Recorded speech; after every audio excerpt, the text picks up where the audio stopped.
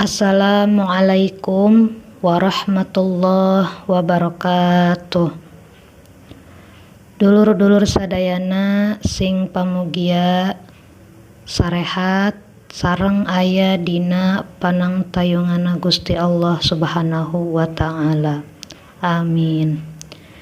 Di dieu abdi bade maoskeun hiji hikayat anu diriwayatkeun ti Abi Sa'id nyaeta Sa'ad bin Malik bin Sinan radhiyallahu anhu. Ieu hikayat nyaritakeun tentang hiji jalmi lalaki anu parantos maehan jalmi jumlahna 100 orang. Tapi ieu si jalmi lalaki teh diperebutkeun ku 2 malaikat. Tah caritana kieu.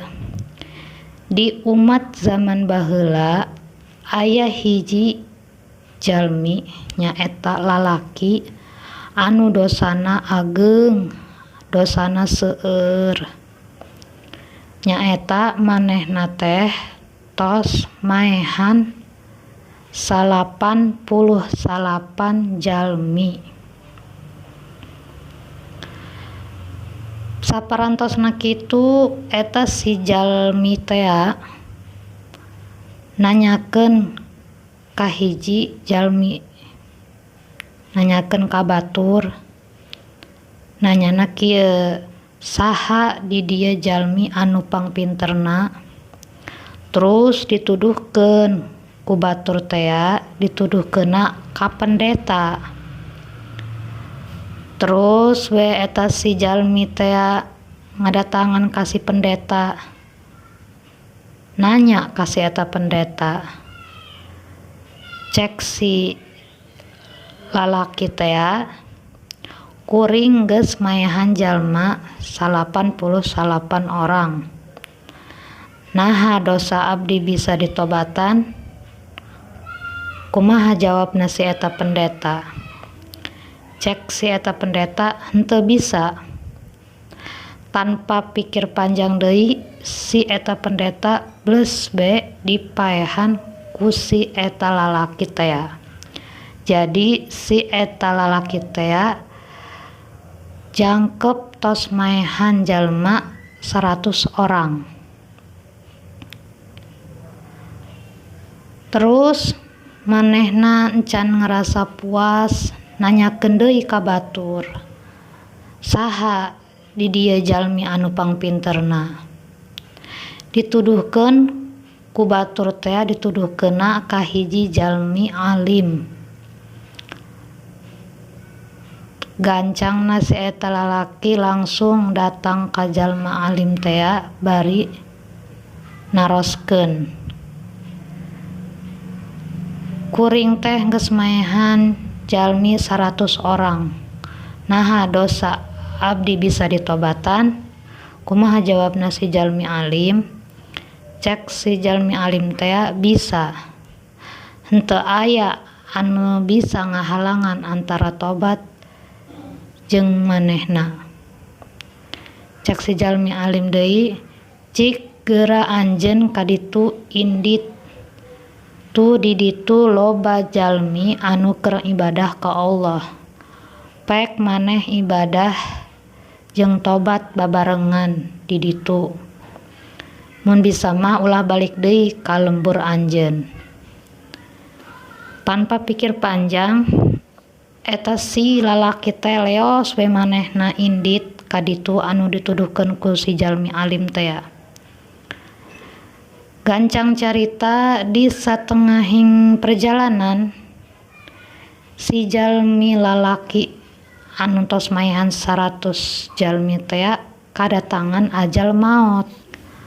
Terus si lalaki eta kadatangan 2 malaikat, nyaeta malaikat rahmah sareng malaikat azab. Jadi lamun si lalaki eta dicandak ku malaikat rahmah, maka si lalaki eta salamat Tapi lamun dicandakna ku malaikat azab, maka eta si lalaki bakal menang azab. Jadi si eta lalaki teh jadi perebutan dua malaikat. Kumaha perebutana? Cek malaikat rahmah, ieu jalmi teh inditna karena rek tobat, karena rek ibadah, yang hareup atina ka Gusti Allah Subhanahu wa ta'ala. Ditangkis ku malaikat azab, cek malaikat azab, ieu jalmi teh emang arek angkat ibadah jeung tobat, tapi ieu si lalaki teh can nyieun amal kahadean, can nyieun amal soleh. Tah saparantosna kitu datang deui hiji malaikat anu jadi hakim. Cek malaikat anu jadi hakim teh ukur ku araranjeun antara dua tanah, leuwih ka mana deketna. Lamun eta si lalaki leuwih deketna ka tempat tujuan ibadah jeung tobat manehna, berarti dicandak ku malaikat rahmah. Tapi lamun manehna jauh keneh ka tempat tujuan, berarti dicandakna ku malaikat azab. Tah terus diukur ku dua malaikat teh. Barang diukur kanyahoan tetela geus leuwih deket si eta lalaki teh ka tempat anu dituju, nyaeta tempat ibadah jeung tempat tobat manehna. Tah samantosna kitu mangka eta si lalaki teh dicandak ku malaikat rahmah, ku sebab eta si lalaki teh jarakna tos leuwih deket kanu dituju ka tempat manehna arek ibadah jeung tobat teh. Terus eta si lalaki teh dicandak ku malaikat rahmah sareng manehna teh jadi jalma anu salamet tina azab. Alhamdulillah parantos rampung maoskeun hiji hikayat.